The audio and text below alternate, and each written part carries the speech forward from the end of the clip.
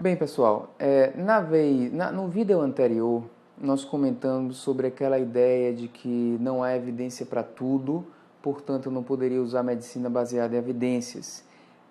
Aquela era uma condição que nos distanciava da medicina baseada em evidências e, como eu disse, um argumento usado por alguns para ter a liberdade de agir baseada na própria crença.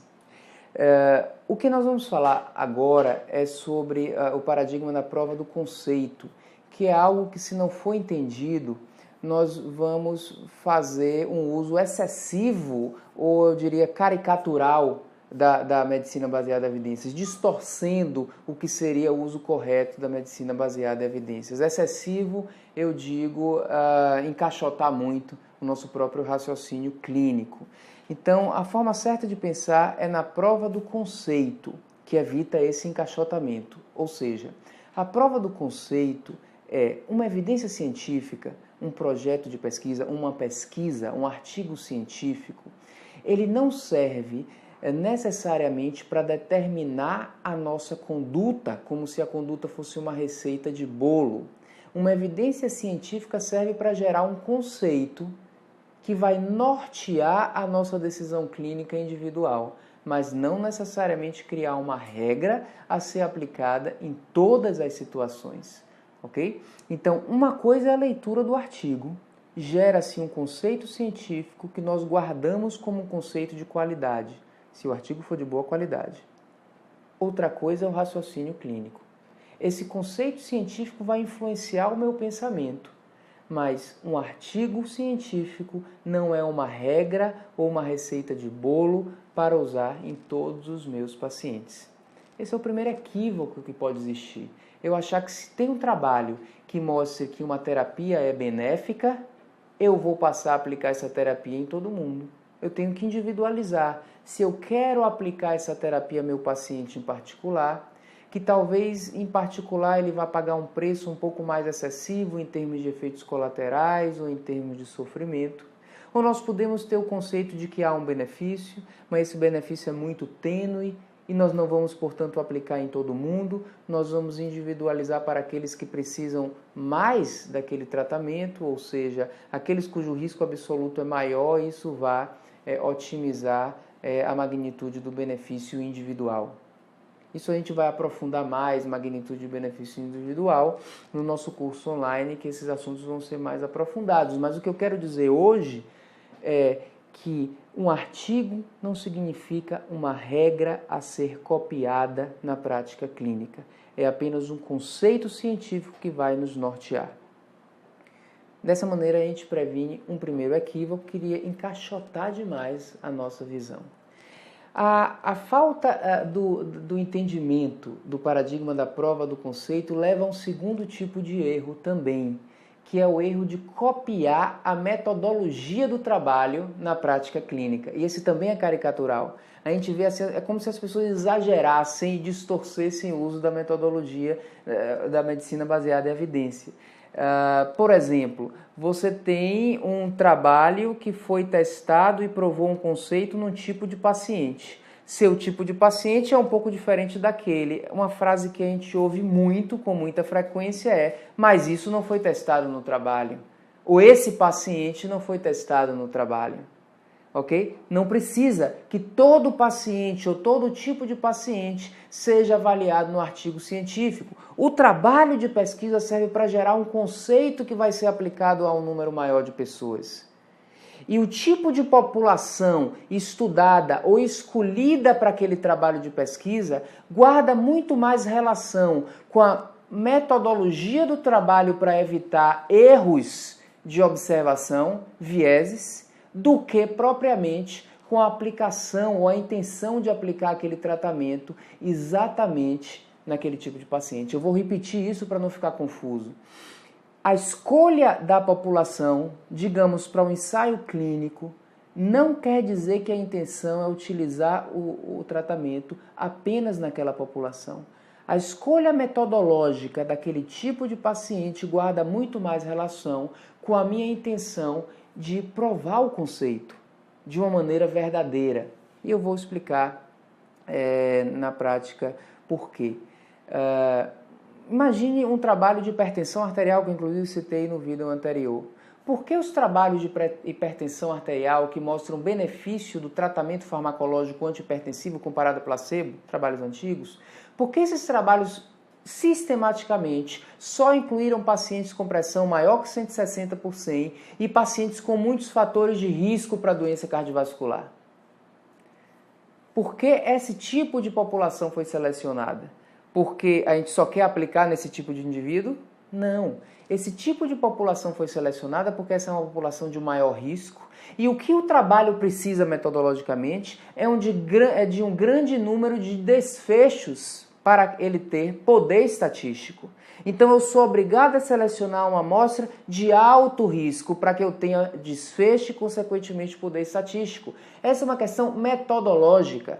Uma vez tendo poder estatístico, eu vou gerar uma evidência de qualidade. E essa evidência de qualidade não vai ser aplicada apenas nos pacientes que têm pressão maior que 160 por 100, mas em qualquer paciente hipertenso. Isso mostra que a escolha de uma população de mais alto risco não quer dizer que é só ali que eu vou aplicar. Aquela é uma escolha metodológica. Então não vamos fazer o pensamento ingênuo de achar que a medicina baseada em evidência é copiar o método do artigo. Nesse caso, o método de seleção da amostra populacional. Mas é criar um conceito baseado num bom trabalho e raciocinar em cima desse conceito na individualidade. Me lembro do trabalho da sibutramina, trabalho que mostrou, que randomizou pacientes obesos para usar sibutramina ou placebo, e no final das contas mostrou aumento de eventos cardiovasculares com a sibutramina. Ok? E esse trabalho foi um trabalho que selecionou apenas pacientes de risco cardiovascular mais alto. Por quê? Porque pacientes de risco cardiovascular mais alto vão ter mais eventos, isso vai dar poder estatístico ao estudo. Significa que o efeito adverso da sibutramina ou até a ausência de benefício da sibutramina é só nos indivíduos com risco cardiovascular mais alto? Não, o conceito está provado ali e aquele fato de que a sibutramina não foi benéfica no indivíduo de risco cardiovascular mais alto, pelo princípio da complacência, que eu comentei no vídeo passado, vai se reproduzir provavelmente nos outros indivíduos. Talvez em menor magnitude até, em termos de magnitude absoluta. Mas vai se reproduzir. Aquele trabalho não selecionou apenas pacientes de alto risco, porque esses são os únicos interessados em testar a segurança e eficácia da sibutramina. A seleção da amostra, eu vou repetir, guarda muito mais relação com o poder estatístico que aquela amostra vai lhe dar do que eu só quero aplicar naquela amostra o conceito. Okay? Então é caricatural a gente querer imitar exatamente aquela mesma amostra. Uma segunda coisa que a gente também muitas vezes erra é em copiar a forma como o tratamento foi testado. Eu me lembro do trabalho que demonstrou, o estudo Miracle, por exemplo, que demonstra que a torvastatina 80 mg é superior a placebo em pacientes com síndromes coronarianas agudas. Vocês sabem que a torvastatina 80 mg é a dose máxima de uma estatina que já é potente. E aquele trabalho demonstra um benefício, 80 versus 0. Significa que eu devo copiar o tratamento em todo paciente meu? Todo mundo deve usar 80? Não. O conceito está demonstrado que a torvastatina é benéfica. A dose agora pode ser individualizada. Numa paciente pequenininha, magrinha, idosa, com colesterol baixo, eu não preciso usar 80. Não é uma receita de bolo. Eu vou aplicar o conceito demonstrado do 80 versus 0 e individualizar a dose nessa paciente. Portanto, eu não preciso copiar exatamente como foi feito o tratamento. Alguém vai perguntar, por que usar 80 então? Usar 80 porque na metodologia do trabalho a gente tem que se prevenir contra o viés de ter usado uma dose baixa. Alguém poderia dizer, se o trabalho fosse negativo, olha, foi negativo porque não usou a dose ideal. Então o trabalho se previne quanto a isso, utilizando a melhor arma possível, porque em sendo ele negativo, eu utilizei a melhor arma e mesmo assim não serve para nada. É apenas uma questão metodológica. Não preciso copiar o tratamento. E a terceira situação de copiar o método de trabalho, essa é a mais caricatural que tem, é copiar o grupo controle. As pessoas não percebem que o grupo controle é apenas o controle. Não é isso que está sendo testado. E o trabalho que melhor representa isso, na minha opinião, como exemplo, é quando se testou a hipótese de que a transfusão liberal de sangue no paciente criticamente enfermo seria benéfica. Transfusão liberal é, eu vou transfundir todos os pacientes criticamente enfermos para colocar a hemoglobina maior que 10, sem considerar se ele está instável ou não. E o que é que esses trabalhos fizeram metodologicamente? Hemoglobina menor do que 10 transfundo, isso é o que está sendo testado, e o que foi o grupo controle? Foi um grupo restritivo que eles definiram na metodologia do trabalho como só vou transfundir com hemoglobina menor do que 7. Isso foi apenas o grupo controle. O que é que a gente vê, inclusive, nas recomendações hoje? Só transfunda se a hemoglobina for menor do que 7. Esse é um equívoco. Está copiando o grupo controle que não foi testado. Percebam que aqui não foi testado 7 versus 7,5 versus 8 versus 8,5 para ver qual é o melhor.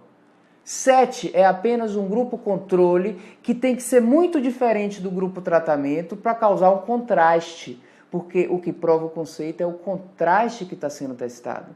Mas a gente vê de uma maneira caricatural o paciente com 7,2, a gente achando que deve transfundir aquele paciente, torcendo para que o próximo exame de sangue seja 6,9 para eu poder transfundir.